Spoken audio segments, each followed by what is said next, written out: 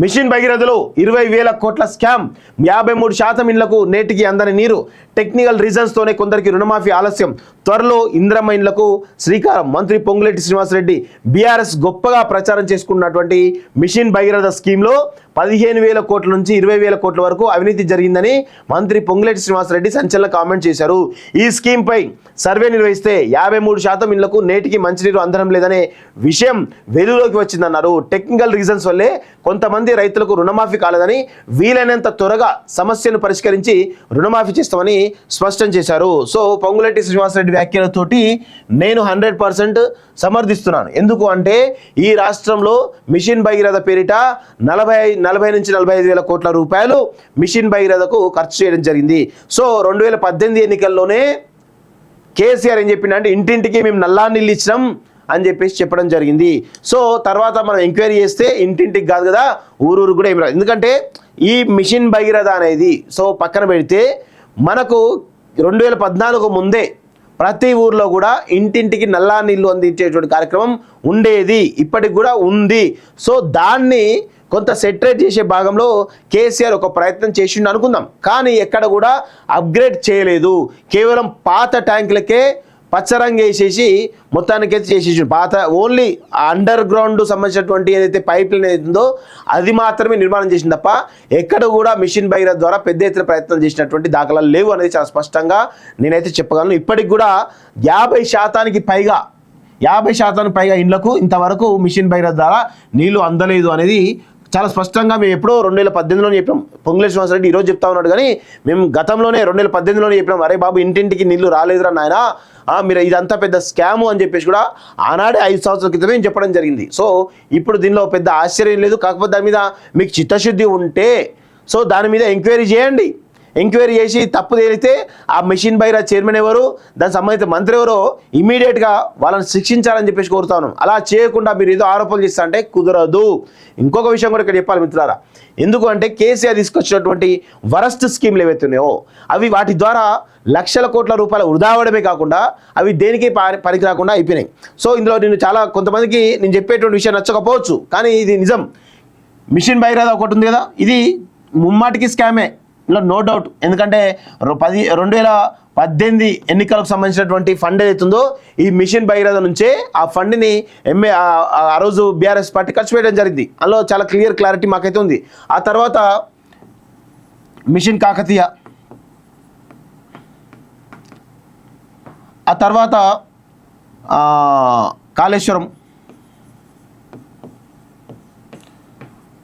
ఆ తర్వాత దళిత బంధు, ఇలా కొన్ని స్కీమ్స్ ఇంకా చాలా ఉన్నాయి స్కీమ్స్. సో ఎగ్జాంపుల్ చెప్తా ఉన్నాను మిత్రులారా, ఇది 45,000 కోట్లు. ఇగో మిషన్ కాకతీయ దీనికి సంబంధించిన ఫండ్ రెగ్యులర్గా వస్తూనే ఉంటుంది. కాళేశ్వరం 1,00,000 కోట్లు, 1,00,000 crores. దళిత బంధు ఒక్కొక్కరికి 10 లక్షల రూపాయలు. సో ఇట్లా ఏ స్కీమ్ అయినా దీంతో ఏదైనా మొత్తం కంప్లీట్ చేసుకున్నటువంటి ప్రాజెక్ట్ ఏదైనా ఉందా? ఏదీ లేదండి. గుర్తుపెట్టుకోండి, మిషన్ భగీరథ ద్వారా 45,000 కోట్లు పెట్టింది కేసీఆర్. ఏమైంది? ఏమైనా యూజ్ అయిందా అంటే ఏమీ యూజ్ కాలే. కేవలం రంగులద్దిర్రు, ఇవే ఆ పాత ట్యాంకులకే రంగులద్ది మిషన్ భగీరథ పథకం అని చెప్పేసి. సో దానిలో చాలా పెద్ద స్కామ్ జరిగిందని వాస్తవం. ఇక మిషన్ కాకతీయ ఫస్ట్ వచ్చినటువంటి గవర్నమెంట్లో ఏదో ఆహా ఊహా అనుకుంటూ చేసారు, కానీ తర్వాత జరిగినటువంటి పరిణామాల్లో భాగంగా ఇదంతా కూడా ఇది మిషన్ కాకతీయ కాదు, ఇది కమిషన్ కాకతీయ. ఇది కేవలం బీఆర్ఎస్ పార్టీ సంబంధించినటువంటి ఎమ్మెల్యేలకు కమిషన్లు తెచ్చేటువంటి ప్రాజెక్ట్ తప్ప ఏది లేదు. ఇక కాళేశ్వరం ప్రాజెక్ట్ గురించి మనం మాట్లాడాల్సిన అవసరం లేదు. ఎవడన్నా ఈ కాళేశ్వరం ప్రాజెక్ట్ 3 సంవత్సరాలు కడతారా? ఇంత పెద్ద ప్రాజెక్టు ఇది చాలా టైం తీసుకుంటుంది. ఫర్ ఎగ్జాంపుల్ మనం ఒక ఇల్లు కట్టినాం అనుకోండి, ఒక డబుల్ బెడ్రూమ్ ఇల్లు కట్టినాం అనుకోండి, దీని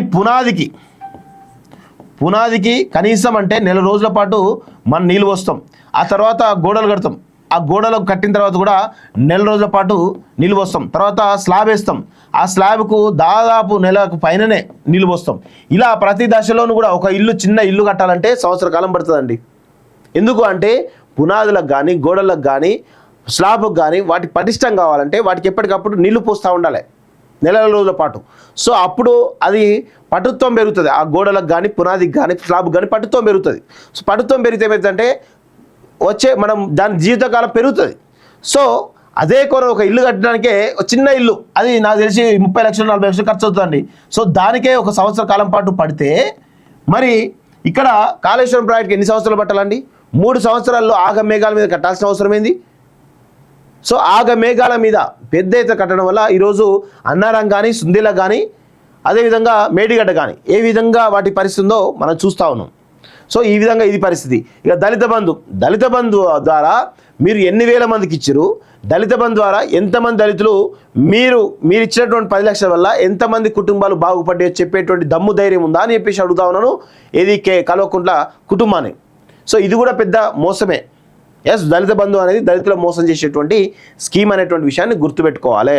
సో ఇలా ప్రతి దశలోనూ కూడా కేసీఆర్ అదేవిధంగా వీళ్ళంతా కూడా కొన్ని స్కీమ్లు ఏవైతే ఉన్నాయో వీళ్ళ కమిషన్ల కోసం తప్ప వేరే చేయలేదు. వాళ్ళకు తెలివి లేదు, వాళ్ళకు ఒక పరిపాలనటువంటి ఉద్దేశం లేదు, పరిపాలన చేసేటువంటి సోయి లేదు, కనీసం దూరదృష్టి లేదు, ఈ సమాజం పైన ప్రేమ లేదు, తెలంగాణ పైన అసలు ప్రేమ లేదు, తెలంగాణ ఉద్యమకారుల పైన ప్రేమ లేదు, తెలంగాణ అమరవీరుల పైన అసలే ప్రేమ లేదు అనేటువంటి విషయాన్ని గుర్తుపెట్టుకోవాలి.